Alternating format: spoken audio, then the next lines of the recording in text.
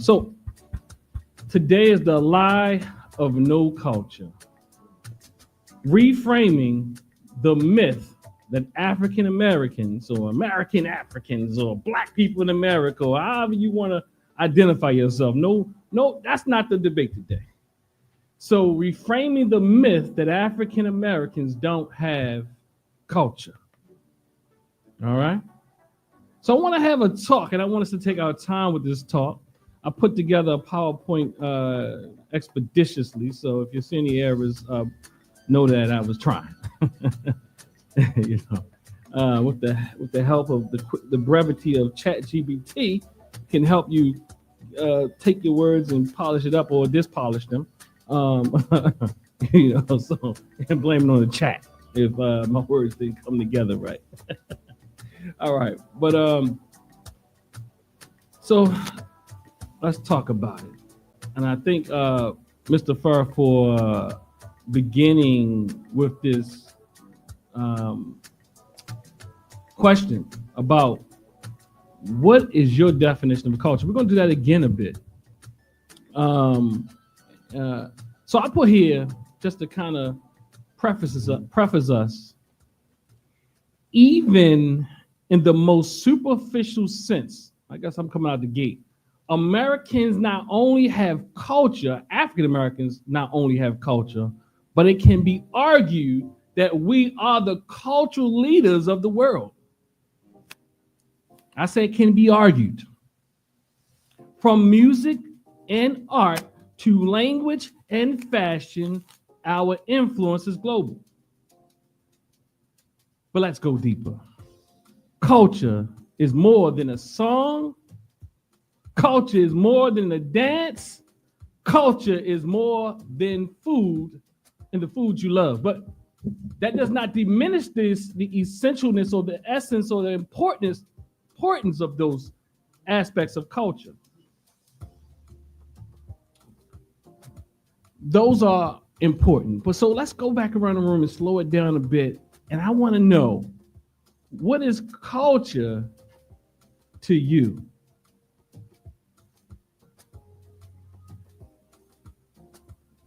So y'all heard my thesis. Yeah. My thesis is that hell yeah, excuse my language, African Americans have culture.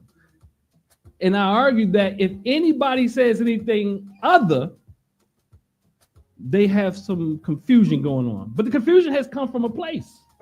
And sometimes it's come from us Africans in America ourselves. Right. Yeah. I agree with you totally. I think that African American culture is popular culture worldwide. And I would definitely argue that we have culture. I also think that certain cultural norms may not be the best cultural norms, but we have a very strong Hold on. What is culture? Because I'm going to get in that part. Okay, so I think culture is agreed upon norms or expectations, sometimes spoken, sometimes not spoken, for geographic area or nationality. Sometimes it's demographics, but it's subsets and pockets of people who have agreed upon norms, and sometimes it's spoken of, and sometimes it's not, and sometimes it's just done, and that's my okay. Thank definition. you, brother. I think culture is the response to an impulse. Culture is, don't drop the mic, keep talking. Break that down. Okay, because I wanted to follow I was hearing the directive, so I want to make sure. But let's say it again though. Yes.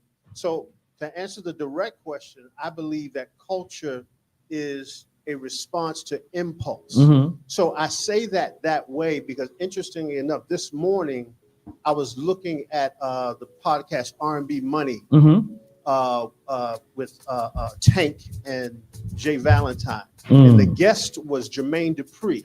Okay. To me, and I'll be very brief, Jermaine Dupri is very unique.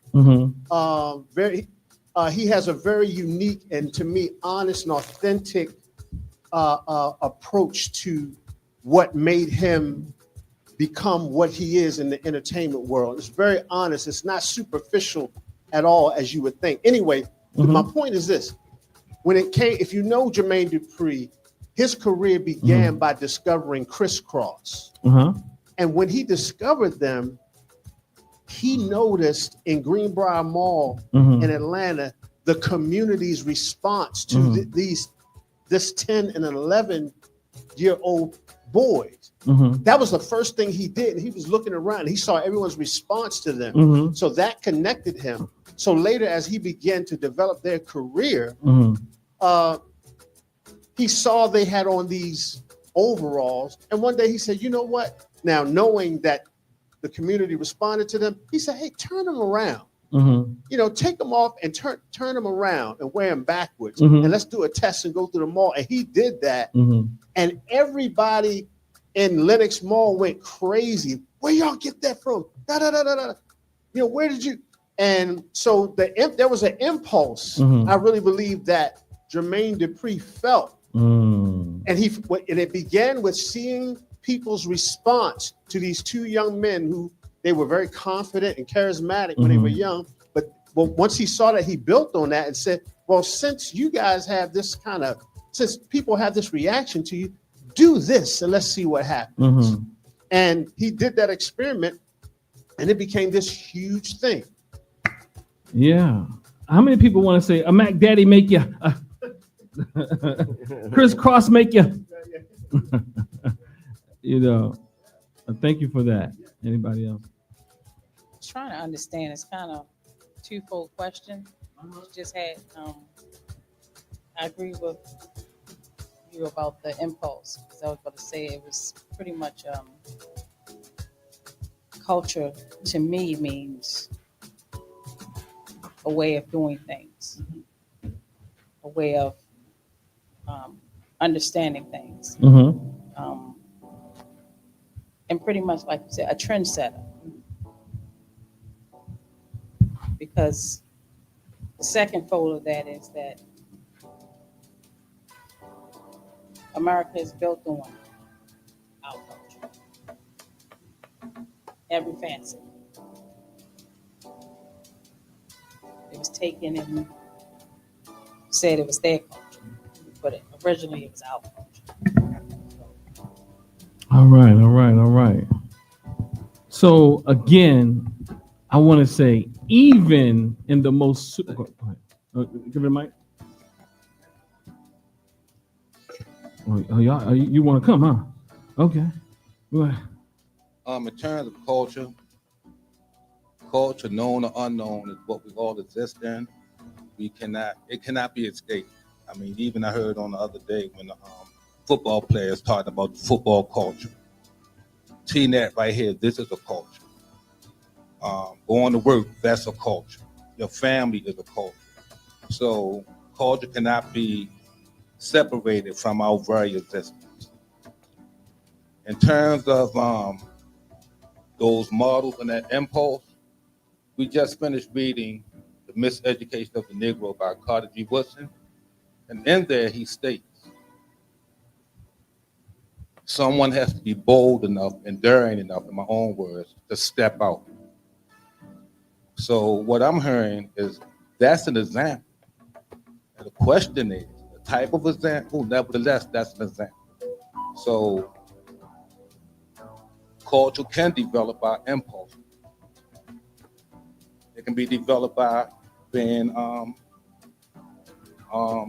negative. So what is culture? Culture is a set of norms and principles and ideals that any group of individuals adhere to. Okay. And within those cultures, some of those individuals may not want to adhere to the general concept of that culture. Okay, thank you. My sister.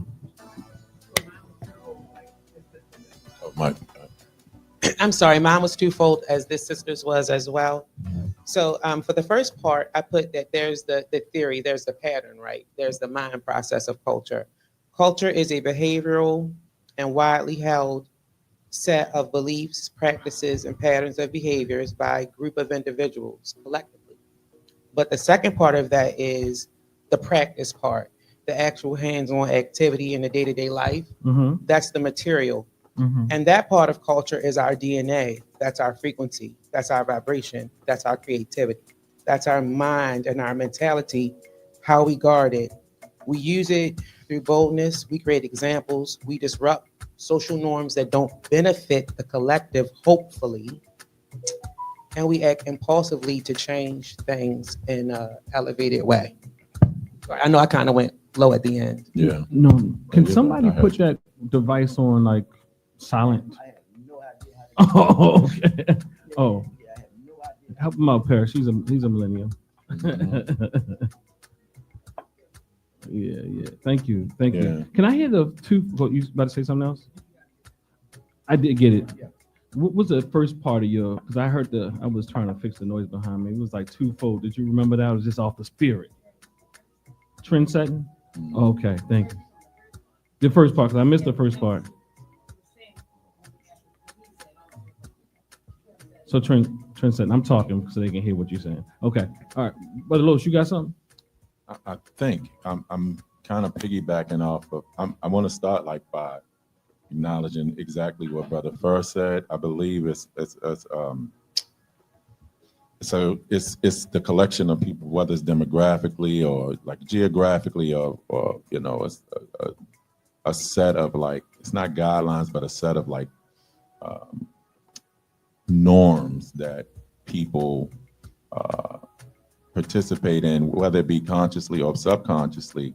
What I want to add to that is it's sometimes I believe that culture derives from a place of necessity as well. So like you utilize the things that are that you're surrounded by, whether it be like I said, whether it be the rising of a river or the crops that grow, or you devise a way to eat a certain way because of what you have.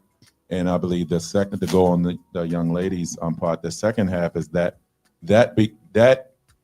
can also become desirable to others who watch, and then they tend to deem that your culture and borrow from it. But I believe the necessity of just being, the necessity of existing in a certain Right. state. So I thank y'all for that. I'm gonna move on because we're gonna get into some things because I think it's a foolish question in the first place. Honestly, I want to get to a point where I'm telling you where I want to speak to what I think people are trying to say, and I also want to demystify the actual thing that they're trying to say, because to say that African Americans or Black Americans or however we want to call it don't have culture it's not an argument. It's not a real conversation. I mean, I debunk. I have a video. Go check it out. Busta Rhymes and what's his name? Fat Joe. You know, talking about African Americans don't have culture, right? I see. We see. The thing is, it's kind of like people in Baltimore think they live in a small town because somebody told you that, and really you live in one of the most major metropolitan areas in the country. So, like, literally, it's like in your mind, somebody told you something and you believe it. In fact, we believe it because we feel we pathologize ourselves to the greatest degree. When I am saying we pathologize, I'm talking about us in this country, even some of our healers, our warriors, our scholars, and I understand why we did it. Because we felt like that which we had wasn't the same as our ancestors on the continent. And we look at, and I'm gonna get to it, and we look at other people's traditions and somehow compare them in a sense against us, kind of like an individual compare themselves against something else that is romanticized. I'm gonna get back to that a little later. We're gonna talk about that. So we're gonna get there. And so culture in the simplistic senses I have on this slide, culture is the total way of life of a people. Values, traditions, worldview, and systems that sustain identity and survival. It evolves over time, adapting to meet the needs of the people it serves. And this is what many of you kind of said. If we pull all those pieces together, I think this kind of shares what you all kind of said together. So again, but Cambone says something, and it goes with my dear sister here when she talks about DNA. Kobe Cambone, one of our preeminent African Senate scholars, rest in power, he says culture is the institutionalized practices and products of a people's worldview, evolving through their biogenetic, geohistorical, and philosophical patterns passed down from generation to generation. So culture is a people's worldview, or as he says, they're on their cosmology. Culture is how we engage with the world. Culture is how we are taught to engage. Culture, in a simpler sense for me, is it teaches you how to engage with the world in a sense to protect you. And lots of times we have adaptive and maladaptive. That's what we're arguing against. We have adaptive means and we have maladaptive means of coping. But I posit, and we're going to talk about it a little bit more, that we typically, as we typically do in our fear-based way of engaging or understanding, we overemphasize in our minds what we deem the negative aspects of our culture.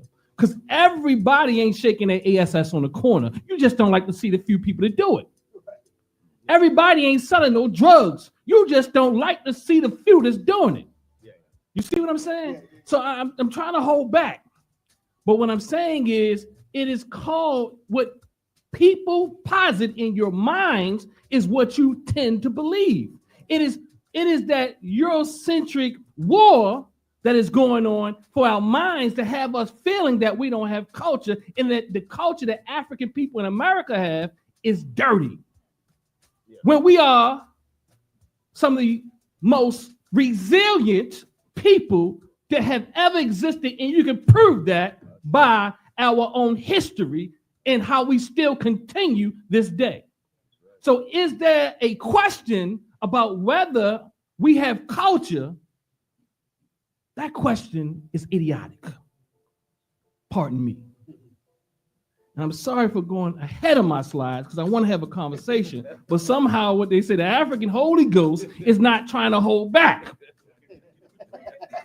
Let him go. Huh?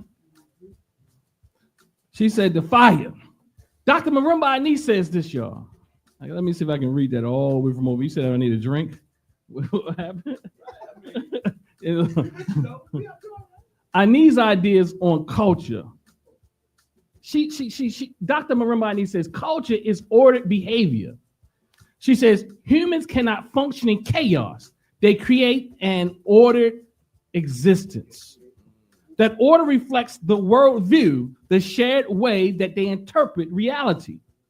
Culture is ordered behavior. The patterns of thought, as the sister said, patterns of thought. They're not random. They come from a cosmology, i.e. beliefs about the nature of the world that is passed down through generations. A people's worldview shapes what they consider meaningful, moral, and worth, what's that word, preserving. Cultural orders tells us or tells you how to relate to others, how to manage resources, how to express spirituality, how to respond to challenges. When cultural order is attacked or replaced, people lose their ability to make sense of the world on their own terms.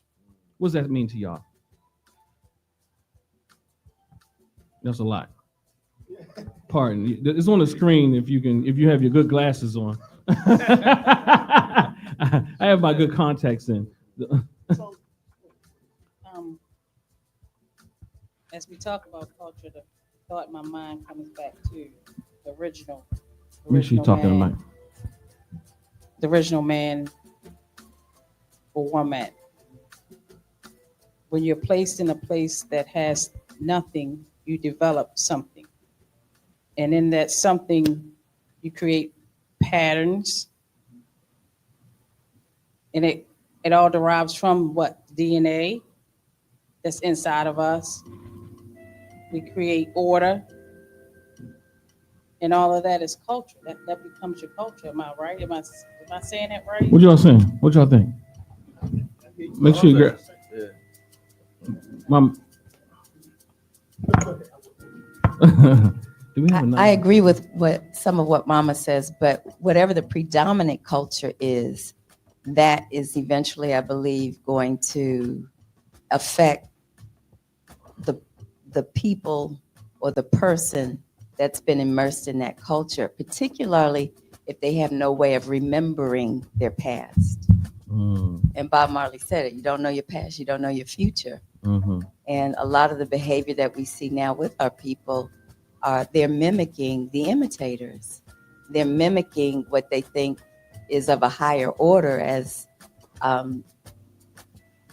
Miseducation of the Negro said. You know, we have a tendency, if we're educated, we don't come out and say that's who we're mocking or that we're imitating, but it's the white culture, and it doesn't make it right. Can I argue something? Go ahead. Not against you, but I'm going to expound on it. And I said we all are educated. There's nobody in this room. I don't care if you have a 5-year education or a 20th year education that has not been educated in this society. And that's one thing we need to clear up, because I don't care if you're driving a truck or you're working in a corporate office. You've all been educated. And in fact, sometimes the one who hasn't been educated, sometimes the one who has not been educated in these institutions are more likely to buy into the stuff. Hence, we have Trump in office and certain types of men voting for him. I promise you that the educated men didn't, quote unquote, work for the most part. I mean, I don't know how to have statistics, but I would almost put a wager on that. But yeah, we all, even in Miseducation Negro, we all go through education. I don't care if it's K to 12 or K to 24. Oh, y'all. What I wanted to add to what both of my sisters had said was that the thing about culture is, with every culture, no matter what it is, and all of the people that I've worked with from different backgrounds and cultures, you have got to have a foundational cornerstone of strong faith and self-awareness. You have to. As a young child growing up in Baltimore City, I was educated by Baltimore City Public Schools. At that time, the curriculum was full of different experiences that where I came from I didn't have. They used language, which was English, and vocabulary in terms that I did not know how to use them in. Same words, but they meant something different to my counterparts from other cultural backgrounds than they meant to me, because of the way that my parents used them, the way that we believed and were taught and indoctrinated that other races were better.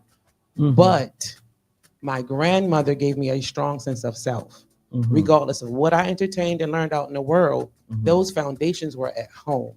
You have to have that. That's important. It doesn't matter if we ate government cheese on white bread. I had love, I had a woman, and I had family members in place who put value in me as an individual beyond what the world taught me. Yeah, I think somebody was saying last week, if I recall, were we here last week? Okay, I was. Somebody was saying last week that I don't know, maybe it wasn't him, maybe it was on our call for the initiates, that maybe it was you, Brother Los? You want to talk to that? Oh, you want me to go ahead and finish? Yeah, so the idea that he wasn't poor. Like, and then I think he said something similar. I said, well, you weren't. You have to believe something that somebody told you to now find out that I was poor. And then sometimes in retrospect, we become traumatized about what someone told us in retrospect. 30 years later, now I'm traumatized or dealing with trauma that we were poor. In the whole life, you grew up and you were smiling. Yeah, I just wanted to add to that. I think I said it last week as well, but we also are in the habit of accepting other people's successes to judge our own success. Mm-hmm. And we have to come into the light of saying what success is to us. What is culture does? What is it to us, you know? Because we can't just keep basing on what like you said, somebody tells you or puts this parameter and say, if you reach this thing, or if you do this, or if you look like this or sound like this, then you're successful. So, yeah. Yes.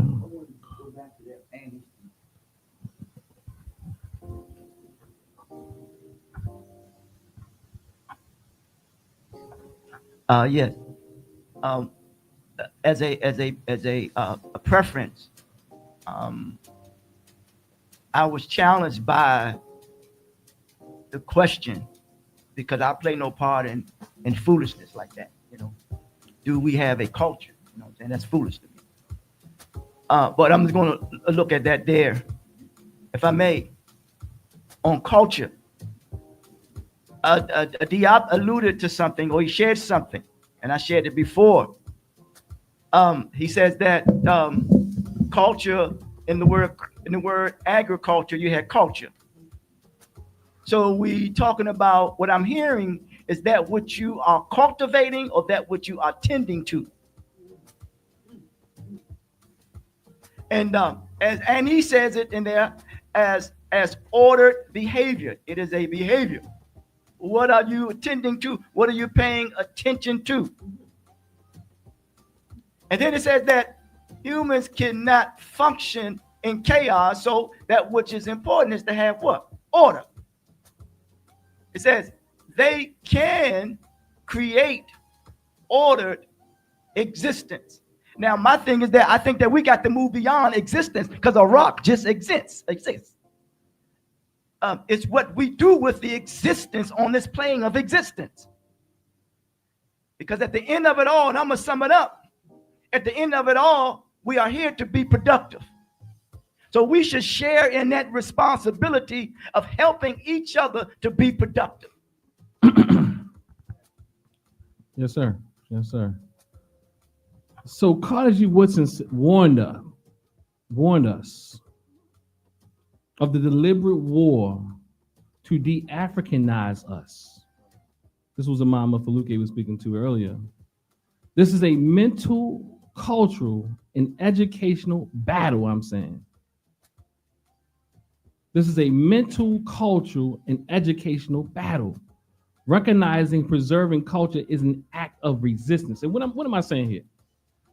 What I am saying here is, when we say we are at war, a lot of times we just talk. It sounds good. And really, we really have to know what we're saying. And then we don't have to know. I always give people, you don't have to know, you don't have to believe it, you can fake it in front. But what are you going to do differently? Are you going to just say words, or are you going to put that into action? Since culture is organized behavior, as Brother Kevin said, Wally Moo Kevin. But are we organizing? And it goes back to what the dear sister said earlier.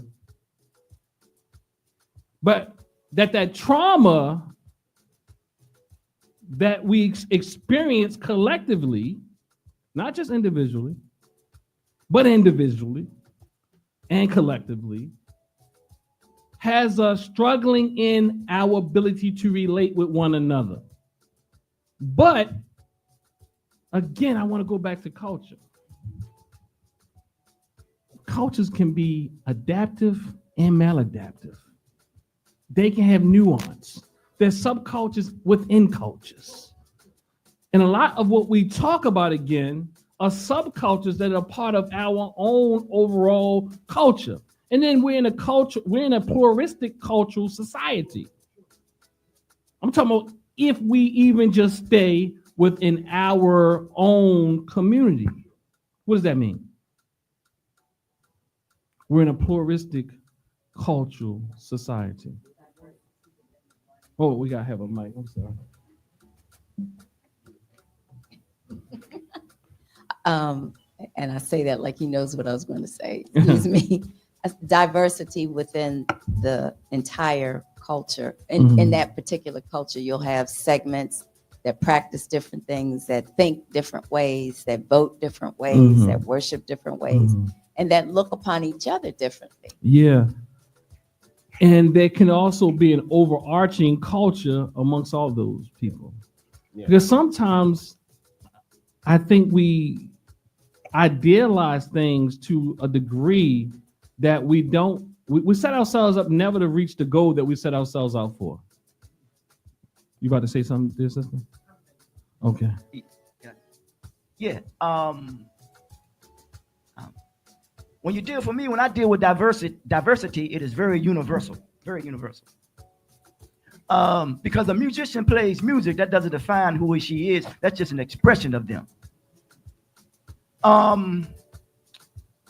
Yes, a sister by the name of Dr. Sismo said that you have to take a very serious look at culture when it becomes destructive, because it's forever changing. And I don't get caught up in putting names out there, but if someone, I ain't gonna say his name, but if someone says that we don't have a culture, that person just wants to be different just to be different, as if the culture that we have is not worth preserving, because it benefits that individual to say that.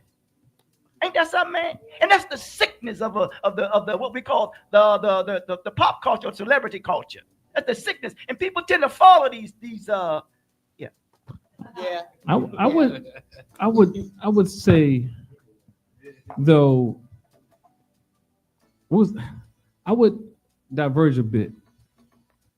I think that again we've been miseducated. I don't think it's always that people are just trying to be different or stand out. That's true, of course, with many things. But we've definitely been educated to see ourselves as lacking. So what we do is we repeat that cycle even. So the cycle itself, like many of us, we didn't just pop up here and knew that we had culture. I work with plenty of people. I teach multicultural counseling and this and that and other. And most people don't know what culture is to say whether or not we got it or not. In fact, white people don't believe they have culture. I know you will argue, debate, well, they don't, but they do.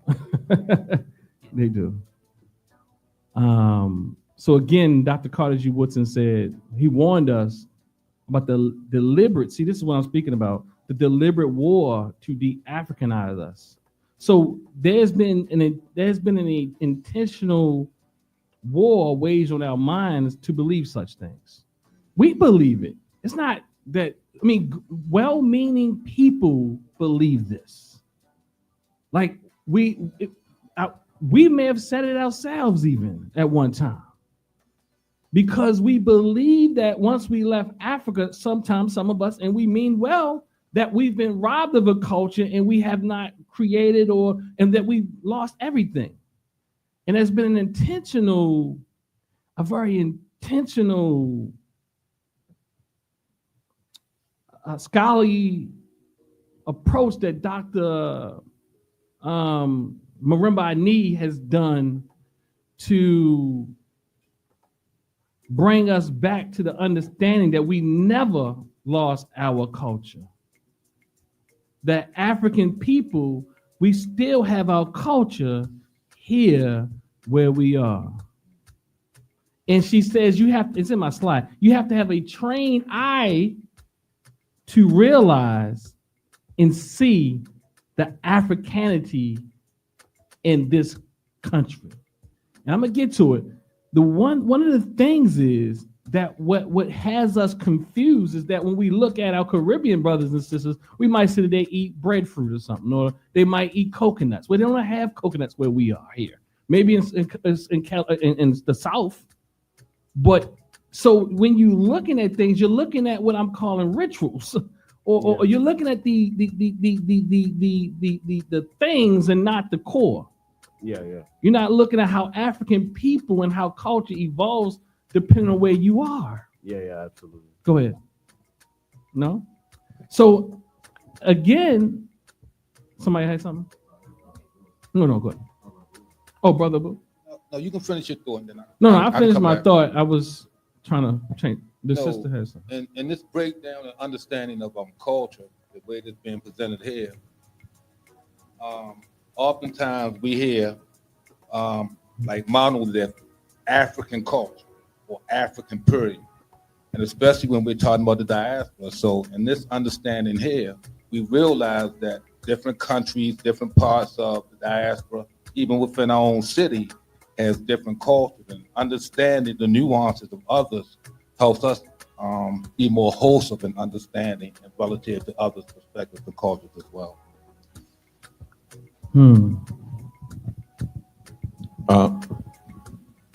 Yeah, what Brother Abu said, but like it's not even a but. What you described earlier, what you mentioned earlier, Minister Sa, about these different, I guess, nuances in the Caribbean and another parts of the world, even in the South, it's still like culture is not it's not bracketed. You know, it's not bracketed. So those things are people adapt and they add things to the culture, or things resurface. So when I think as Americans, we are Americanized in our thoughts, in our actions. We're just Americanized, as you know, in general. So we don't even recognize the indigenous forms of practices of things that people shared back in the motherland, or even people of indigenous of this land or any other land. So because we're so Americanized, but I don't believe that culture per se is bracketed. Like it's not put in this box where things don't change and things are just this and not that. So just wanted to add that. But then we have to also consider the fact that they Frenchnized. I don't know how you say that one. Frankfonized.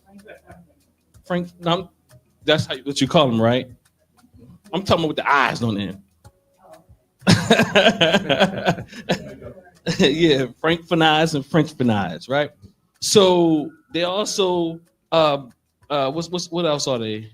They Portuguesized. What else? Britishized. And if we had to be really honest,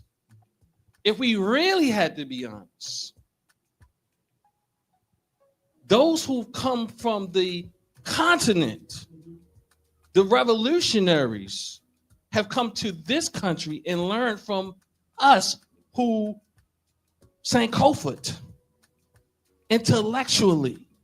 And I'm not saying they don't bring anything. I'm just saying never diminish what we have done. The whole idea of African-centered thought is an American African concept in a sense, or diasporic concept. So what I'm saying is they don't mean no harm either. That goes back to what we was talking about earlier. No, people don't. We've been eyesed. You understand? So even our brothers and sisters who say these things don't understand. To me, it can be an idiotic question, but I understand. And people don't always mean harm. I'm sure that most of us has said that Black people don't have no culture, especially when we get upset. We don't have any culture.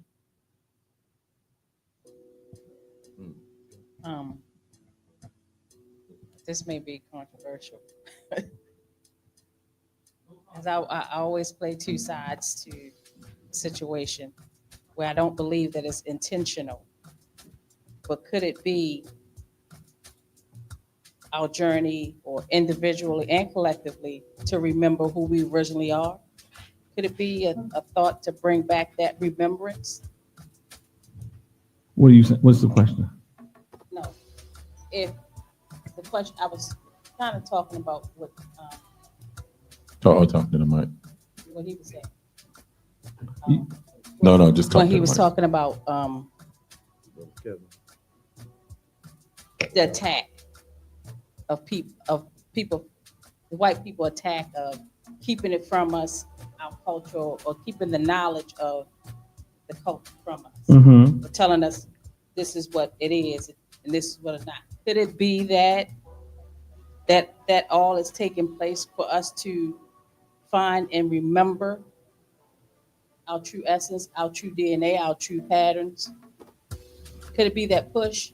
You understand what I'm saying? Could what? Could the question of the culture question comes up? What's the they question? He said they keep the culture from us. Okay. Keep us from knowing who we are as a culture. Mm-hmm. Could that be, what's the word? To keep the culture. Another way of getting us to remember. Getting us, in other words, we start from something. Mm-hmm. So in order for us to know who we are, we got to go back to find out who that is. Mm-hmm. Yeah. You understand what I'm saying? I understand all of that. I guess I'm trying to understand the question though. Yeah. Unless you're just making a statement. Yeah, I'm making a statement. I Okay. said it could be controversial the way I'm seeing it on the two posts. What's this? Basically, What's the controversial part? Maybe it's not controversial. Yeah. Maybe it's not controversial. So I'm saying it on a twofold. Mhm. He can look at it that way, but I'm seeing it as a way of, oh, this trauma that I'm having Mhm. is causing me to remember who I really am, who we are really. Mhm. You understand what I'm saying? What trauma? The trauma of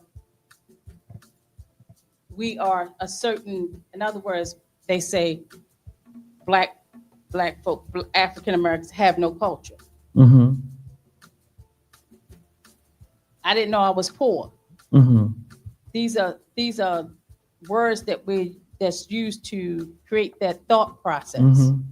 So in that thought process gets me to thinking, or someone else to thinking, collectively we think, oh, this is who we are. No, that's not right. But it wasn't facetious that they used those terms. You understand? It was allowed. Are you saying that the European did not intentionally deculturalize us? Intentionally, but everything happens for a reason. Everything happens for a reason. So that happening started what? But Do you understand what I'm saying? I understand what you're saying. I think when we started, a lot of times, first of all, we think in a contemporary thought type of thought, and we forget like time is a wide range of things. So let me get to the point I'm trying to make. So that idea of this Europeanized idea that, let's face it, that the world lives by today, all around the world, is a new concept in the concept of time. It's like 600, if 600 years old. But the people lived in the world for way longer periods of time. So the way people thought, like you can go to Portugal. I just left Portugal. You can go to Portugal today, and you'll see a more open-mindedness and a more likeness to African culture from African people that don't even look like that. They could be, of course, they're Portuguese, but they can come from Cape Verde or whatever like that. But you'll see more of a likeness to what you would think. Like, I've never been to the motherlands, unfortunately, but what you would think that people from the motherland would be how they would be living their life according to, you know, quote unquote cultural rules or whatever. So I'm only saying that by as far as far as like thinking contemporary, like a lot of times we argue and we debate, or we come up with ideas that we don't realize that in the concept of time, those are new ideas. So those aren't like embedded in us as people. You know, people in Africa in the 1200s had no concept of white Europeans doing whatever they was doing. You know, help me understand what we're talking about, please. Oh no, I was saying. I'm saying help me. Okay. I think I'm just lost. No, I think we was. I don't know if you, because you pointed at. I think you was talking about Brother Kevin. I think it was Brother Kevin, but I think we had brought up earlier about. I think even somebody brought up the Carter G. Woodson. Oh, Brother Bull. Like we brought up Carter G. Woodson, and we were just talking about how the Europeanized or American white person or whatever like that keeps the African American or the American in Africa. I mean Africa in America. At a point where we believe that our culture is nothing, or we don't have a culture or anything like that. But what I'm saying is like that. Only reason why I'm saying is like we think in a contemporary terms, like when we go back to the continent and we have people on the continent that have not been colonized or don't accept the colonized way of thinking, then that thought, it has nothing to do with them. Like they see past that. They don't even recognize that. I mean, of course it's evident, but they don't follow that. Let me do this. I don't think I can come up to that floor today. So can we name some African American cultural norms? Everybody just name one. I'm going to say strong family orientation. Pass it around. Good food. Good food? Who said that? I did. Okay. Stand on it. Open spirituality. Say it again. Open spirituality. Open spirituality? Yes, not indoctrinated religion, open spirituality. Okay. A certain level of respect for elders and submitting our young children to their presence and spending time with them. I think a sense of community. Sense of community. Okay. What A sense of religion a sense of religion? and doing right. Yes, sir. Okay. Morals. Yes, sir. Okay. Yes, sir. My sister. Oh no, she said music. Oh, music is a part of our culture, she says. So what about some about? Go ahead. I'm gonna take it another direction, right? Within the African American community, there's a cultural norm or expectation, or like you got to work twice as hard to get half as far, or some version of that.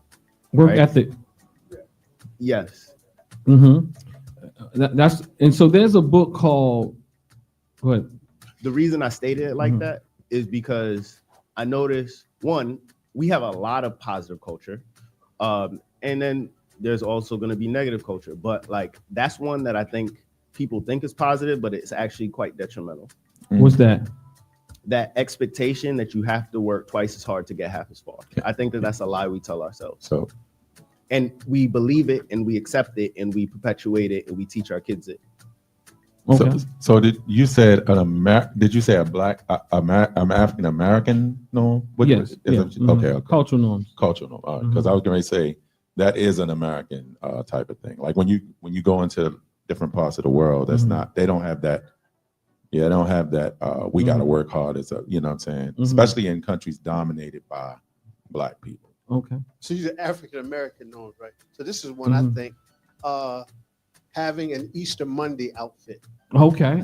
Yeah. Facts. So aesthetics. Yeah, Cultural aesthetics, right?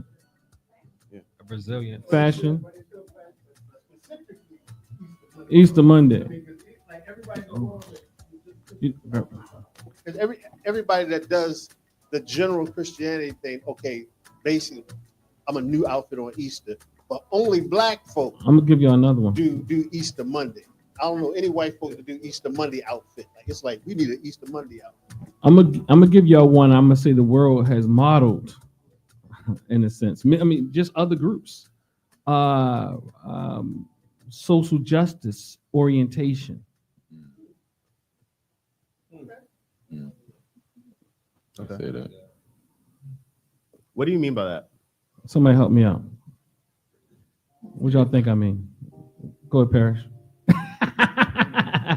I think the openness of presenting the resilience of I mean, just fighting against social abnormalities is an American thing, is an African American thing. I believe,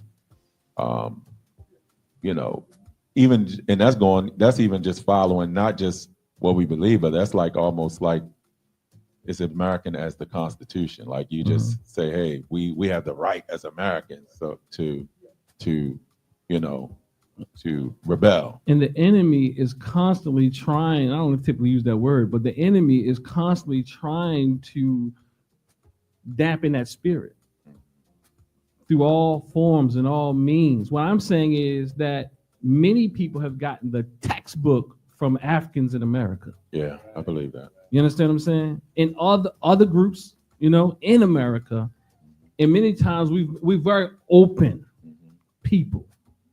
Is that a norm? Yeah. And sometimes at our own detriment. Black people in the community. Baba Cliff, what's going on? You want to join the circle? Resentophilia? Xenophilia. Okay. But No, I was just saying, yeah, a lot of people pattern our struggle and the way we fight for our rights by how we did it, how we came upon it. You know what I'm saying? A lot of people do it like today, like the Latinos or whoever have this problem. They were like, okay, so where the black people at? Why aren't y'all out here helping us? You know what I'm saying? Really, because we know how to do that. You know what I'm saying? And when I was coming up, I was taught how to do that. You know what I'm saying? The songs that we sing, you know what I'm saying? The marches that we had. You know, we still. So our music, I'm sorry. Say it again? So our music is just not superficial. Our music is also purposeful and igniting. Revolutionary, yeah. Exactly. So in the West, sometimes you separate and compartmentalize things, but from an African perspective, everything has a purpose. And from an African American perspective, we use music as a form of resistance, a form of encouragement, a form of confidence, a form of fighting. I think also from an African standpoint, those things are purposeful, more purposeful than, I don't know the word to use besides profitable. That's the American thing. So it gets out. Our culture is patterned after. I mean, it's followed more because of the exposure of it. Like it's out there. Like you don't go to Namibia and see what's going on. You know, Namibia's media is not saying, hey, that's what we're doing. We marching out here. We're doing this, that, and other. So it's also because of, well, I hate that word, but pop culture. It's like our culture, African American culture, is pushed. It's broadcasted around the world. So, you know, when I go back to just, you know, when I asked the question and something came up, does everything happen for a reason? I think that's one of the things you was positive. I think we can have a discussion around that. I don't know if that's true. I don't think so. Yeah, that's the part that I want to. So that's the part that So something that resonates with me. You saying that? I'm sorry. No, go ahead. That resonates with me. Your answer. So you said the question is, does everything have a purpose? Because we do easily say that there's a purpose for everything, and there's a part of my brain that has a universal belief in the idea that everything works together for good. There's a part of my brain that's attached to that. But it resonates with me to challenge whether or not everything has a purpose. I something in me gets that, because there are some things that happen that I just don't see the purpose for. So that's my answer. So this is me responding to that because that resonates with me, that to challenge that belief that everything has a purpose. Yes. So it's two things we were saying here, right? So one was from an African perspective, African-centered perspective, moreover, is that things are done with purpose. Yes. Right? Yeah. So it means that you don't do things. Now, this is a framework. Yes. Doesn't mean everybody operates in it. Right. This is a cultural norm. Yes. So if I am to go to sleep and rest, it's for me to re-energize myself. Some people rest because they just find it, or even that, you find it comfortable. Right. But there's some deeper purpose. Right. If you're a warrior or warrioress, right? Mm-hmm. Rest is a whole nother type of thing. Right. Right? So rest okay, then there's this other conversation we're having about is there a reason why everything happens? I think those are two different things. Yeah. Absolutely. And I think that things happen because perhaps something led up to it. Right. But to go and give it a deeper spiritual significance, and what we draw from that is debatable. Because people would say we were enslaved because they needed to save us from being savages. So the thing is, and some Black Americans, even not just Black Americans, Black people and white people and all people all about say that they saved us. And they still say it today. I think Carter G. Woodson talked about it even, right? So the thing is, I don't buy into the idea that I think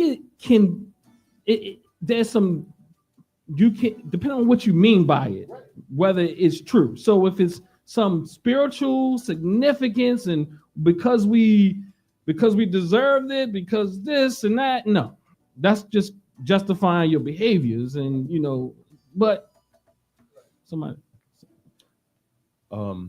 I've definitely bought into the concept of Bafula being like things happen at random and we look for patterns. I also do believe in that first example of like you do things for a reason, like the first way you pose it. I hear that, and I never really even thought about that. But yes, there's things that happen, like sun goes up, sun goes down. There's things that habitually happen, and that yes, I agree with that part. The whole everything happens for a reason in the sense of, I tripped and then, a car accident happened 3 blocks away. And if I didn't trip, that car accident, no, I don't really believe that part. I think that you just happen to be at the right place at the right time and it was random, and I'm glad that nothing happened, but I don't think that there's any correlation. I think trying to draw correlations from things, I think can be detrimental in the same way where you can, or someone can make inaccurate correlations like slavery saved Africans from being savages, which is a wild thought. So, you made me come up with, you had some, Parrish? Okay, you're making me think of this thing where I've talked to plenty of people, right? I was a part of the African Religion Cultural Center. People call me from around the country when Dr. Ray took their stuff away from them. And one of the things the sister was telling me, one of the sisters told me, is that because she lost her baby, the people in her religious institution said because she wasn't a strong enough believer. So see, these things of meaning is that which traumatizes you or gives you resilience to rise, right? The way you draw meaning in things, we're also very resilient because African Black people, we believe, I'm talking about African Americans inclusive, more specifically African Americans, the research shows and supports that we are really resilient due to our faith. Because the way that we will spin Hurricane Katrina is very different than the way that Western Europe, white people in America do it. So to say we don't have a culture would be looking over all these nuances. Yeah. because our faith is what allows us to continue. We can talk about and have the argument, debate about the faith being real or fake and all that other stuff in the future. But right now, what is serving people, religion and spirituality serve Black people in a different way than it serves their white, if I can call them, counterparts. Yeah. I would say using the phrasing, everything happens for a reason, is a cultural norm within African American culture. Mm-hmm. And I'm not saying it's true. I'm just saying that I think that is a cultural norm. And that becomes adaptive. I mean, until it's not. Because as a survival technique. Right, because everything happens for a reason until you start drawing negative experiences to that reasoning. Some people will say, well, you know what? It was their time. God thought it was time, and that could be a very positive experience. Other time could be you because you're a sinner, because you don't do well, because you are cursed. Because I feel where you're going. Okay, so some things are true whether you want to believe them now or not. If we are to derive off our ancestors, what are we deriving from them? What did they do to cause us to be where we are right now?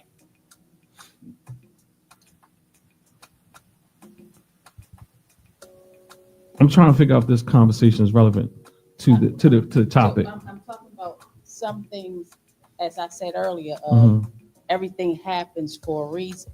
Mm-hmm. Are we collectively, or are we talking about individually? Because we may not see it at that moment. We may not never see it. Well, things happen because people make decisions. Yeah, exactly. We do. We all make decisions. Is that what you're saying? No, what I'm saying is our ancestors made decisions. Now, from our ancestors, we gained something, correct? Because that's why we're here right now. Right where? Present. In this country? Yeah, no, or period. just existing. Existence. Okay. Yes. So what I'm saying to you is that everything happens for a reason. We may not have the very minute at this specific moment as to what that is, but that doesn't mean that it didn't happen for a reason. Well, typically when people say everything happened for a reason, there's a different. They typically mean that this happened. This happened because, not because my ancestors sold me, not because they typically grabbing some spiritual meaning around it, right? And so they'll be like, well, we the son of Ham, or because we sinned, or whatever. So what I'm saying is, it depends on what you mean by that. I mean, I think I can change the word just to make it more of a change the word reason to there was some things that happened that led to this. Now, when we say things happen for a reason, that is a spiritually loaded type of phrase, which then we abstract all types of ideas from. But I'm assuming it's a spiritual thing, and it's cool. But what is the spiritual thing that why are we saying it happened? Because to make us stronger? I mean, what is it? I mean, I don't know what that is. Go ahead. What just came to me, and I'm just gonna throw it out there. Mm-hmm. I think sometimes the statement "everything happens for a reason" can be something to say that helps you not take responsibility. Mm. How so? So let me say it a different way.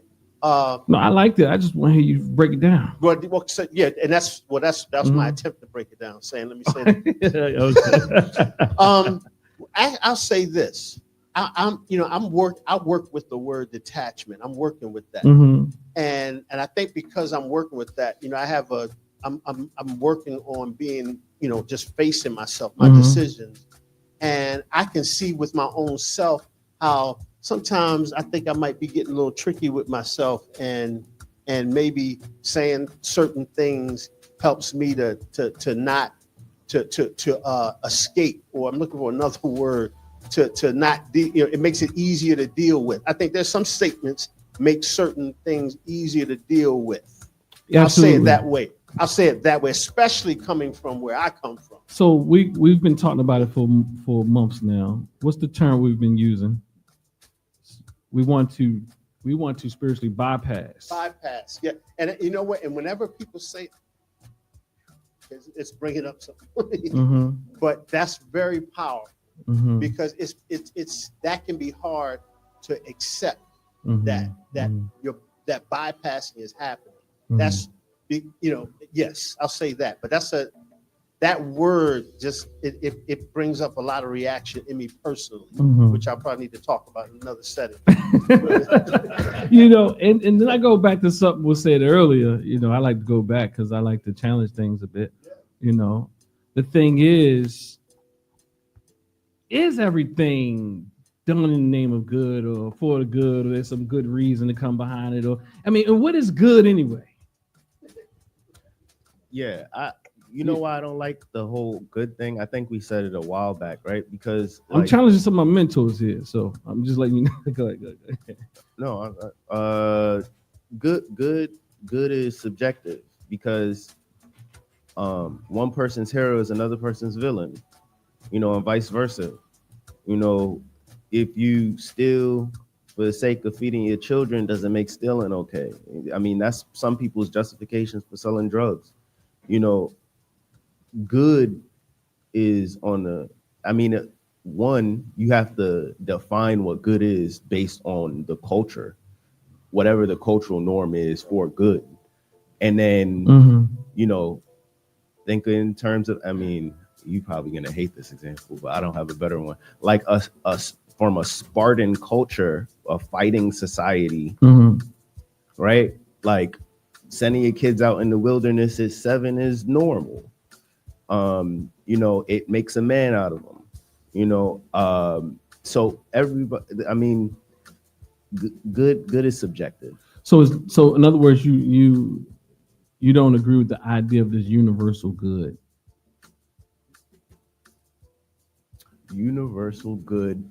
I think that it treads a very thin line because it would have to be universally good. Like within, I guess clean air is universal good, right? I think everybody would agree with it. I don't know any situation where clean air is not a universal good, right? So we can agree upon like there are universal goods, but as it pertains to action and thought and human behavior, it becomes a much harder line to draw because there's going to be experiences that might step on someone else's toes. Right. Mike Bow. Okay. For instance, when I was working at Westinghouse, I used to wear these t-shirts all the time. It's a black thing. You don't understand. Or Malcolm X people had all these t-shirts on.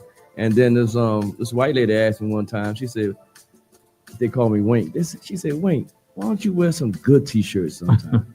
So, in her mind, right? So I said, okay, how about George Washington? She said, yeah. I said, how about Abraham Lincoln? Yeah. And so then I had to explain to her that George Washington had slaves, you know what I'm saying? So without people for 2 barrels of molasses to show her the difference in the good of her good and my good.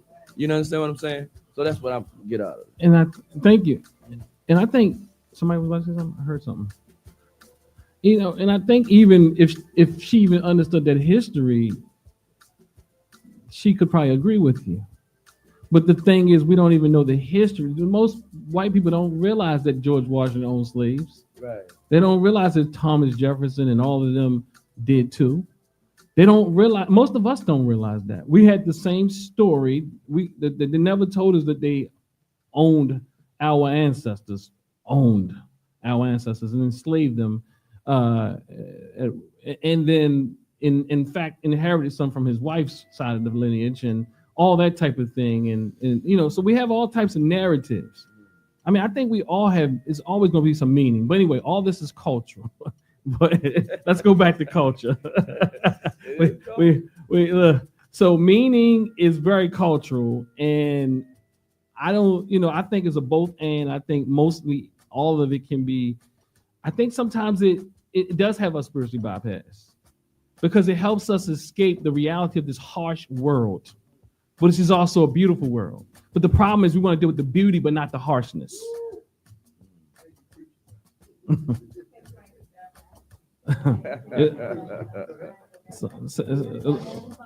Yeah, and that's the reality. That's why I don't believe in any of these things that we were born good or evil, or that everything is done for good, or no, it's just not. It's just done.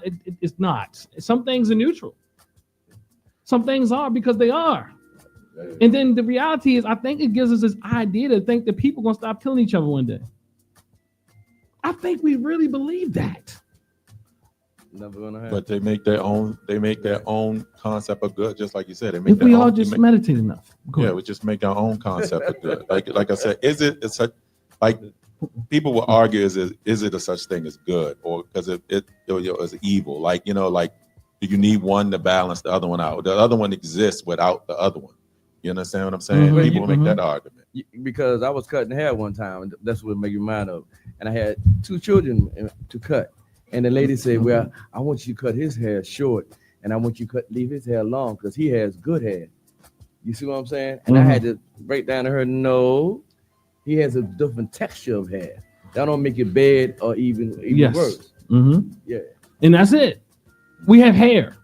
Right. Yeah. Anybody who put any type of construct on it, I don't care what we say. We constructs was for us to kind of understand and communicate, but they all fail us. I always love the ancient Kemetic proverb that says, try to understand a heart because words are confusion. Yeah. You know? And so yeah, that piece there. An example of a present example of what you're talking about is exactly what's going on in Gaza and the relationship with Gaza and Israel. Like if you ask the average person from Israel, I don't even whether we're gonna call them a Jew or whatever, you know, their sense of what is going on is that October 7th was the worst day ever, you know, and so that was so evil, totally overlooking the years and years of atrocities that's been placed on Palestinian people. So you can go and ask them, I mean, I'm not saying all of them, but you can ask them today, like walk up to somebody today and they will express the badness of the Palestinians and totally overlook anything that they're doing because they have instilled a sense of goodness on Jewish people. And I really argue that a lot of people are Jews, consider themselves Jews because the good book says that Jews are God's people. It's not a practice of being good in them. It's like, oh, if it's God people, I'm going to be down with that. I'm God's people. You understand what I'm saying? Not practicing any of the things that they learned in the book or anything, but just that. And I think I brought it up before, like the idea of Christianity, especially in the new covenant of Christianity, is a way out for people. It's, to me, this is just my opinion, it's a way out. And that's also a part of this new culture, especially American culture. We have made God just be for America. I mean, they put it on money. They say, "Oh, God bless America." This, like, God has no sense of caring for anybody else in the world. So, I just wanted to say that, like, that is the concept of good. The concept of good and bad is just something that we create anyway. We create what we think is good, what we deem is good, and what we deem is bad. There's no like direct thing or specific thing that says that is until you can pay attention to that good or bad. Once again, I worked at Westinghouse a long time. They bombed Iraq one time, and everybody was like, "Yeah, they bombed." And everybody was like, these white people was clapping. And I'm like, they just killed babies. They just lost mothers, and and I shot that to them, and then they got quiet because they wasn't thinking like that. You know what I'm saying? Yeah. The sad part is they still don't care. No. They just don't want to. Like I said, I go back. If you see, I'm Not Your Negro, the just the little documentary on James Baldwin. At the end of that, he actually says that, like, people don't care. He used white people. They don't care about that situation. They just don't want to be the bad guy in the situation. They don't want to be looked at as the bad person, but they don't really care about that.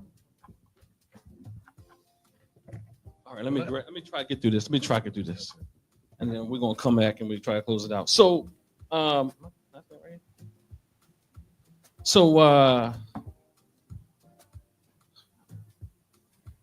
seeing ourselves clearly. I moved over here because my click is not. I think I need a battery. We often over highlight what isn't working in the African American community. We spoke about that earlier. But forgetting that there is a constant war waged against us. We also neglect to examine the ills of other societies, including Black societies, as if the grass is green on the other side. And what do I mean by that? What I mean by that is, like, for example, my wife's from Jamaica. You ain't gonna look up? So, in our minds, people who say certain things, I think we believe all Jamaicans are Rastafarians. We do. We think that all Jamaicans are living Ital. And as if Say it one more time. Ital. We do. We believe that. Like, we think Jamaicans say one love. Everybody's walking around saying one love. They might say one love and rob you because they know what you're doing. I mean, like, we look, and I'm saying that, I'm not saying it to denigrate my brothers and sisters and my family from Jamaica. What I'm saying is they got problems too. But in our minds, and even some of theirs, like Busta Rhymes and them, because you got some music that sound closer to what they deem continental music, or because you got some percussion. I don't know what they're thinking about. But what I'm trying to say is there's problems everywhere in all these cultures. Look, I mean, you only can hear the problems when you're married to a person from another country, what's going on over there, and what type of stuff they trying to keep their children from falling victim to. On the continent of Africa, the same thing. When you have people come here, just like people from New York, right? When they come from New York, they left New York. But everywhere they go around the world, they want to act like it was the most perfect place. Yeah, well, go back, bro. I'm not you, bro. Not you. We love you. But you understand what I'm trying to say. Y'all ever met a New York person like that before? Mm-hmm. Everything is like, oh, bro, if it was that great, y'all city dirty. Okay. You know, like everything. Like, you even then you have the nerve. No, I ain't gonna mess with my Philly brothers and sisters because we like sister cities, but Philly would actually go somewhere and say something dirty. Like, Philly, for real? I mean, I ain't never been to a place. Look, I'm from Baltimore and I went to Philly and I was like, jeez. But what I'm saying is, this is what we do in our minds. We go places and we're very ethnocentric, even within groups. I'm saying people do that when they go across the world. Jamaicans love Jamaicans more when they come to the United States because they're not in Jamaica. If you was to go and patriate in Africa, you'd be all African American. Oh yeah, we African. Like, you African here, you get over there and you're gonna be like, I'm a Yankee. Yeah, I also think too that it's hierarchical, as what Carter G. Woodson was talking about, but it's on a more global scale. It's, okay, well, since we're from such and such a place, then we have this on you, and it gives a false impression of people feeling more empowered than other people that look like them, instead of saying, we are on the same ship together, and though you may not have that issue, you have this issue, but if we work together, we can kind of eliminate both of them. A lot of that is still based on a colonized mind, because my wife is from the Bahamas, and her mom's from Jamaica, but her dad's from Bahamas. I visited Bahamas way more, and Bahamian people despise Haitian people. Like when I say despise, I'm like, they are the scum of the earth to Haitian people, to Bahamians.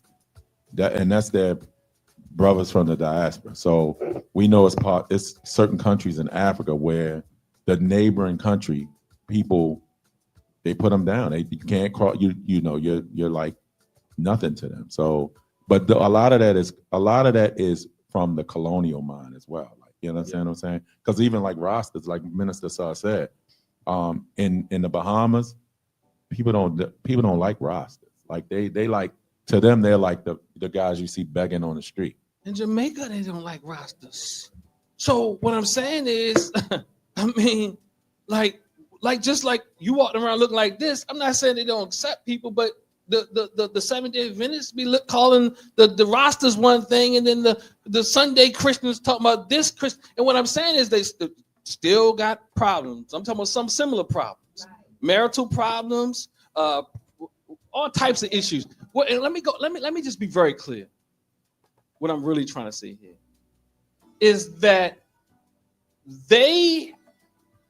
African people across the globe, minds have been colonized.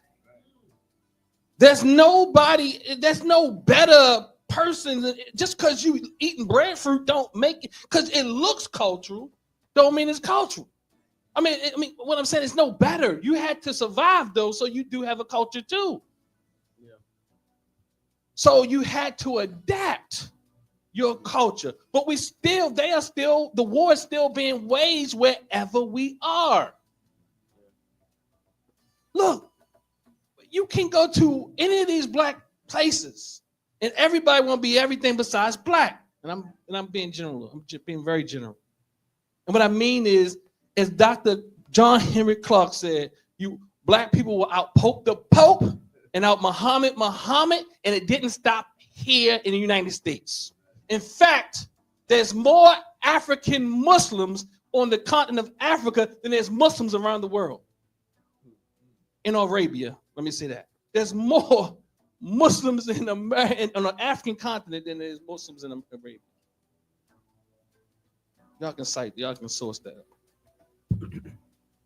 I got a note about the quote. I thought it was a beautiful thing.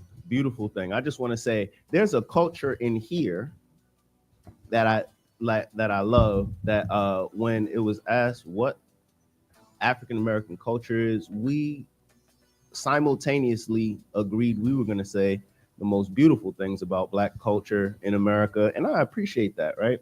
And I will also be thoughtful and say that, that's not everywhere. I think that that's a culture in here. Like, you might go to a barbershop across the street and ask the same exact question, and they might pull every negative stereotype you can possibly imagine.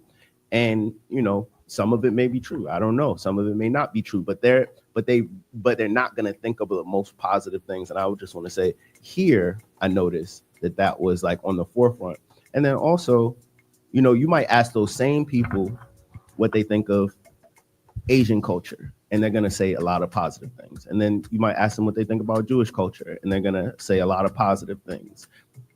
And part of it may be their ignorance of not knowing some of the more negative things, because a lot of the stereotypes with Asians have to do with math, and a lot of the stereotypes with the Jewish people may have to do with financial literacy, but they have just as many problems, maybe, I don't know, as anybody else. Everybody has a human experience. But I just wanted to say the culture here, at least, I appreciated the fact that when that question was posed. And you're talking about here, meaning here in this circle. And this circle has circles all across the country that are like this, right? It's several in this city.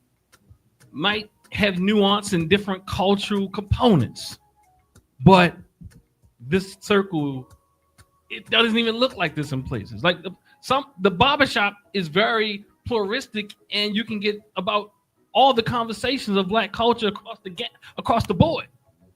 And in a sense, whether or not they agree totally, for the most part, Black people, no matter where you are in this country or any other country, they want the best for us.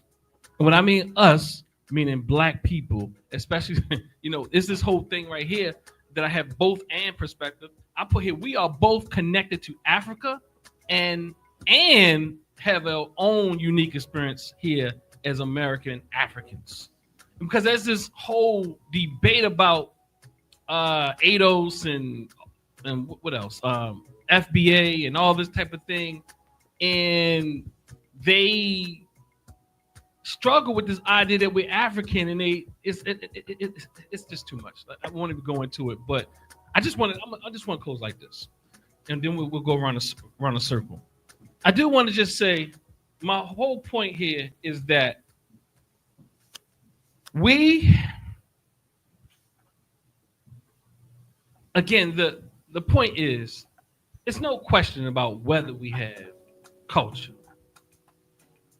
As I stated earlier, some can even say, depending on what's your level of understanding of culture, that we are the cultural leaders. But then we go back to culture being an organizing mechanism. It teaches you what to think, how to engage. And we understand even in that, we have adaptive aspects of our culture and maladaptive, meaning there's aspects of our culture that works for us and aspects that don't work for us. And hence, all cultures have aspects that don't work for them. There's not a culture in this world that doesn't have aspects that don't work for them. And that is why it's essential that culture evolves. Sometimes we get stuck. But that does not mean to discard all the good aspects of any culture. And that's what we tend to do lots of times in our adolescence understanding. I put here, if culture is essential to the survival of a people, there's no serious argument that African Americans don't have culture. Let me say it again. If culture is essential to the survival of a people, there's no serious argument that African Americans don't have culture. What people have been more tested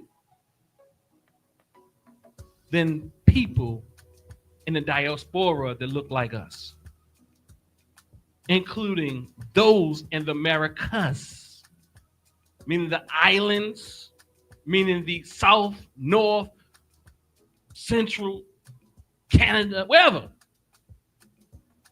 We have been tested. We're still being tested. So never forget that there's a cultural war going on. There's something called cultural racism even, where they want you to believe you don't have culture so that you can mimic, as Mama Faluke said earlier, them. So what you begin to use as a book or a guide book is their culture, because we are taught to see their culture as the healthy culture. I was looking at something. Oh man, I just lost it.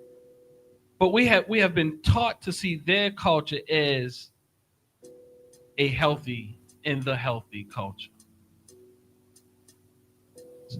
So again, if culture is essential to survival of a people, there's no serious argument that African Americans don't have culture. We have survived and we even thrive. Ours is living, evolving, and leading in America and beyond.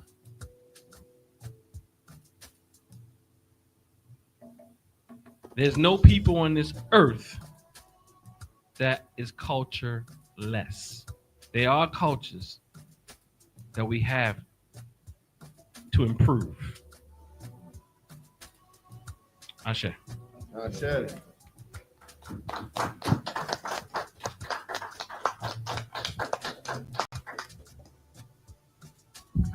Got something there, Brother Brent?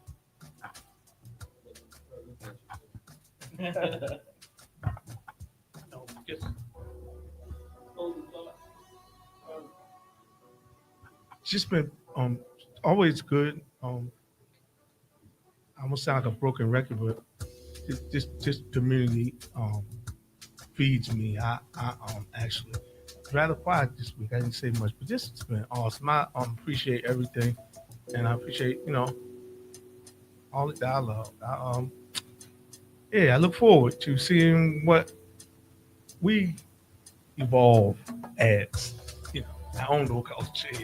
Excited about that. I actually that's all. Yes, I do. It's been a while since I've been to a circle like this. I kind of was absorbing most of the dialogue that took place today. I enjoyed myself, and I'll be back every Sunday from now on to become more grounded in a cultural center space like this. Highly missed. I haven't had a lot of opportunities really this year to be in a space where I'm with other individuals who share the same, how can I put this? This thirst for knowledge and growth, and to look inward and to heal and ultimately present it outward to others who are in need of services, information, and knowledge like that. So that's what I just have to say. Thank you. Pass the mic like a hot potato. You want it, Bob? Closing thoughts. Takeaways, closing thoughts, leave some wisdom. Well, within our own cultures, I can just speak for myself. I'm from the country. So when I came up Baltimore, it was like a total different thing, you know what I'm saying? And I didn't realize that it was a culture difference. And one thing that a lot of people will say about country people, y'all slow. And, we not slow in our mind. I don't know what they mean by that, you know what I'm saying? But I just think the laid backness we had, but you know what I'm saying, is different culture. So when I came up here, that's when I seen a really culture difference, you know what I'm saying? Because we didn't have the things that they have up here. I didn't have a bus to hop. You understand what I'm saying? We did other things. We, instead of hopping a bus, we hopped across the spring. So different cultures is all the way around, and everywhere you go, like you said just now, is that we have a different culture within here that we trying to, expand upon. And I love it. So that's what it is. So I think, Bob, you shared a good example of how culture, you can have cultural commonality, but it evolves or morphs depending on the environment. You hop the spring, or whatever that was, but not the bus. Spring, like water. Oh, water. Okay. Oh, okay. I didn't really understand. I'm being serious. No, okay. But again, also in that, as is essential as Dr. Marimba speaks about, is this culture ethos that you did. I would probably argue notice when you came here too. You still could connect though, right? On various levels, right? Yes, even though you came from a totally different environment, there still was something connected with you and them black people than maybe some of those other people that weren't necessarily. Of course, definitely with the black people, because where I come from, oh man, seriously, we used to go to every store we went to was a Ku Klux Klansman, and we knew they were. You see what I'm saying? So that's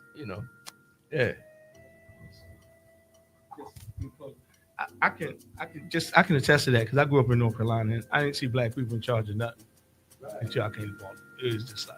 It just wasn't like that. And I didn't know. Of course, it was normal. I didn't know it was, I didn't necessarily know it was different. And then I started to, notice the differences and stuff. But I get it. I grew up in North Carolina, and it was like night and day. And then I came from two different kinds of families. I came from one kind of family, Southern Christian. Kids stayed in their place, and they went to church and stuff. And my dad's side of the family, they were drinkers and fighters and stuff like that. It's very, very different. Okay, you got something, Fer? Yeah.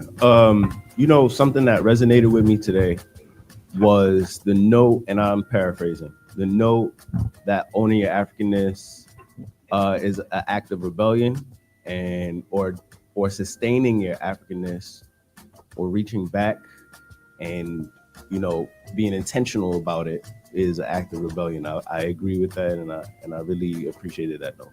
Mm.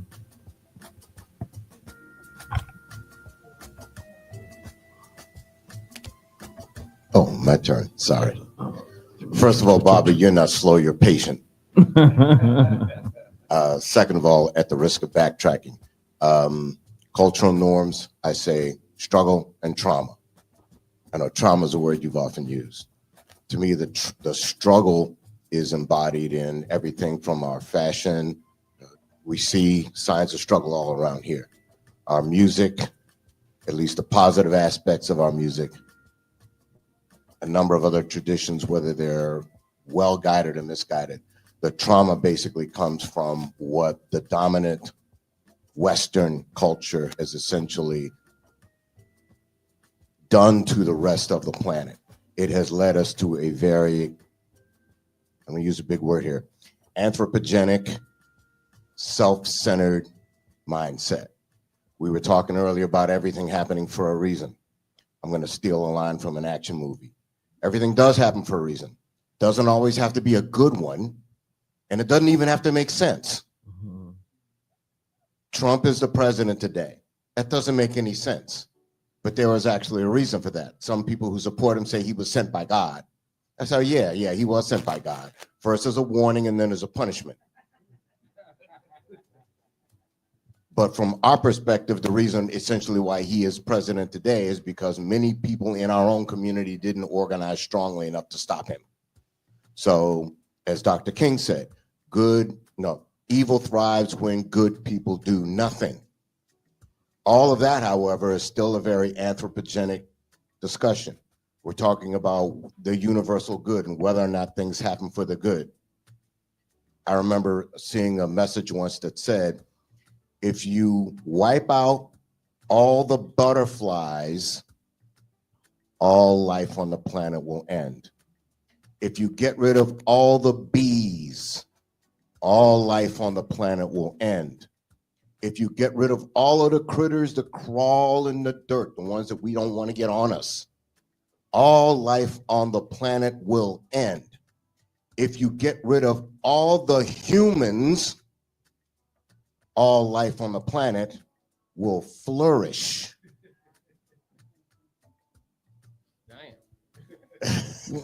So who said that? when I can't remember who said it, but a number of people have repeated that. But the notion is that we talk about what's happening now, climate change, global warming, all the disasters that are happening are going to bring about the end of the world. No, it's not going to bring about the end of the world. It's going to bring out the end of us. The world's still going to be here for another couple of 100 million years until the sun supernovas, okay? So it's not gonna be the end of the world, but we have a tendency to look at the world, the universe, as though it's centered on us. I have often, in my low moments, thought that perhaps the best thing would be global thermonuclear war so that God could start all over with the whales like he should have in the first place. Now, Brother Cliff, get off the mic. I will say one last thing on the organizing piece. First of all, August 30th, is that still on? No. Okay, we'll talk. talk. You're starting the whole conversation We'll talk. again. We'll talk about that. I want to talk about all of that.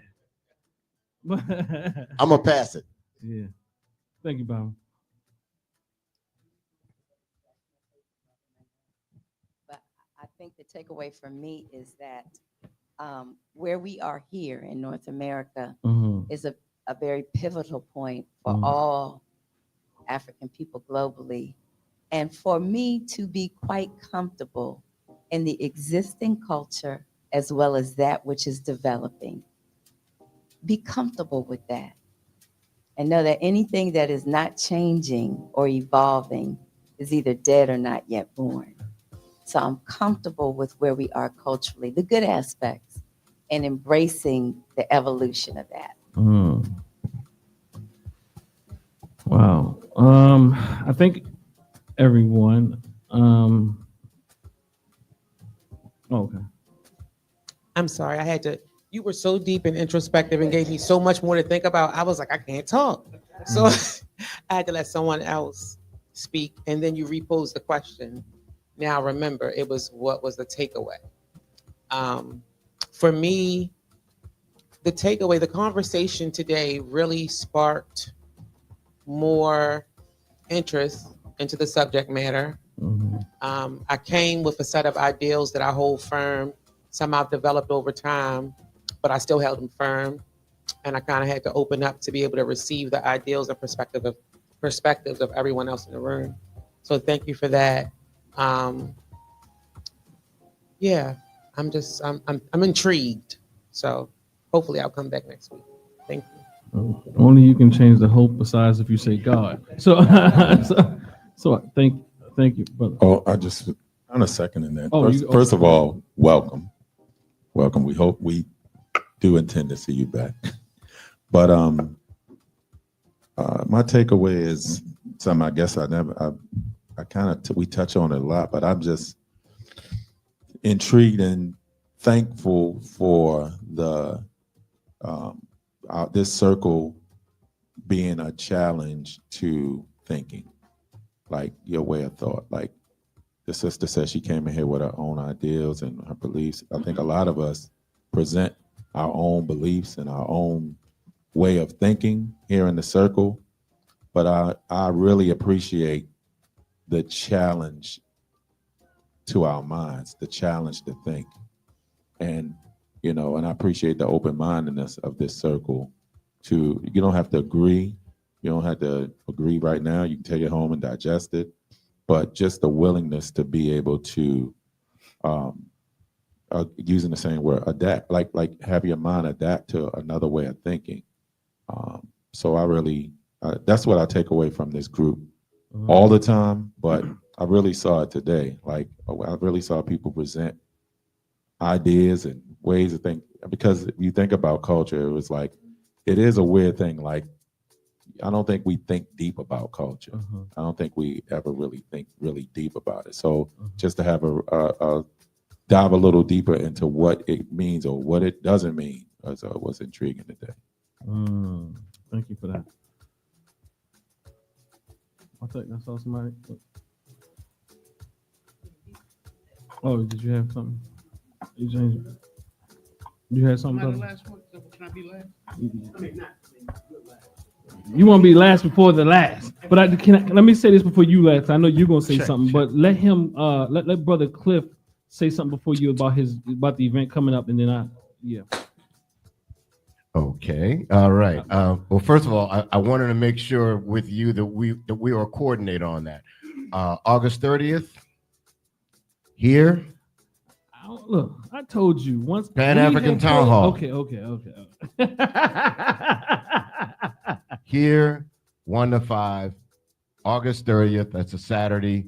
Pan-African Town Hall, Maryland Pan-African Cooperative Coalition, which is an organization we've been trying to build for the last 3 or so years to try to get all these different organizations that all say Africa must unite, Black people must come together, but don't actually do it.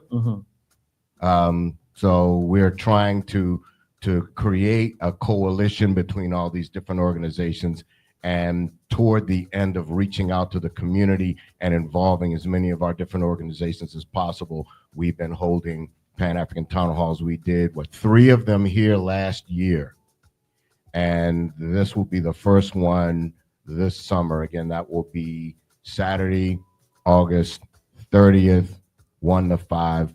I got a few little itty bitty flyers back here too. And of course, we invite all members of our community to come out. Also, of course, now coming up this Saturday is Marcus Garvey Day at Harlem Park. And I know Baba Charlie Duggar is doing that. So there are a whole lot of things that are going on that are designed to, I guess, reawaken our sense of community and our sense of culture and our sense of struggle against the trauma that is imposed upon us by our historical enemies.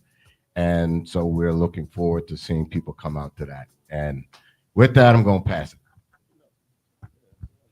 Thank you. We are family like a giant tree. growing stronger, getting wiser. We are family, like a giant tree, growing stronger, getting wiser. Ashe. How you? I suppose a comp number. I can do it. Yeah. So we are wiser, stronger. After all this today, thank you. So let me say this. I appreciate the conversation, right? And I can, I sense all the discomfort. This place right here is full of that, though. I'll be honest with you. This is about growing. Look, this ain't the space not to want to grow. Growth takes some stress, some challenge, some friction. And guess what? His brother Lowe said, nobody ain't got to agree. But even when it comes from me, because look, I'm not here to waste my time, or I'll just be honest with you. I see the text and all that going on. I see that. I saw my dear brother leave out today. If you come here, you are not above being challenged, because I'm not either. Because I'm looking for it. You understand what I'm trying to say? How do we grow when we're too big for a challenge? Everything I say, I want you to challenge me. You know what I mean? I want the challenge, because I ain't in here for my ego. Because it's good. And what I mean by it, and so what I'm saying is, even Brother Cliff, I love Brother Cliff, but I want us to say this. There's no easy answers. My dear brother Cliff says, and he said a lot, so that's why I had to stop him. But and it was a lot that I want to challenge. There's one thing I want to really challenge on our way out of here. The world is too complex to have easy answers to things. I know we mean well, but in this room, we look at it in more complex and nuanced ways. Because Black people cannot take the blame for Trump being where he is. It ain't look, do not put that on you. Do not put that in us. Scared straight don't work. The research even supports it. Black people are not to blame. The world is way more complex than that. And in fact, we voted majority the other way. Whether you want to admit it, male and female. And nobody, I'm talking about way over more than everybody else. So how do we take that blame? So we have to look at things in more nuanced ways. And you can challenge me on that. But I understand that's a scare straight tactic. But the research supports the scare straight don't work. The same young men they put in the prisons and tried to scare them straight, they all went to jail. I don't know if that's quite all the way true, but it's true that it didn't work. So it's way more complex than that. And how things happen. And, you take human beings off the earth, I'm sorry. The world would miss us because every part is essential. Birds, bees, and humans. And even what human beings are doing is also a part of our own nature.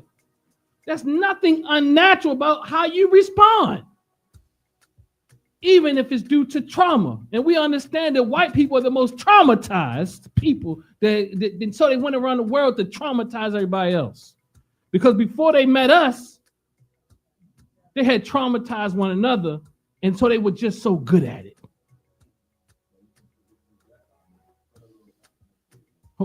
Put an X.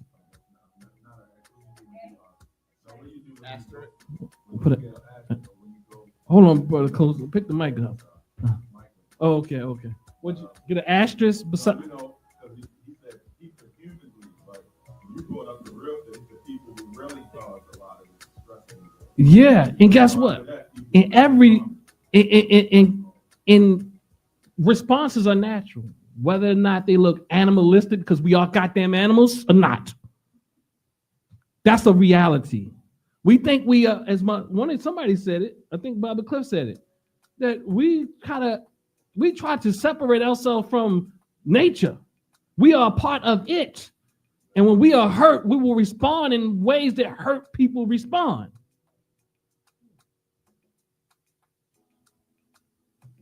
Oh, you acting like a beast. No, the beast came out of me because it was necessary. It's trying to survive. But the problem with trauma is when you're in a safe place, if you've been traumatized, you don't know how to differentiate. Blessings. Are we gonna close it out with 7 Harambes? Thank you, Brother Fur. All right, let's close this out. Collectively, we'll start raising our hands like this, Black Power, all that, and down to Harambe and finish off with the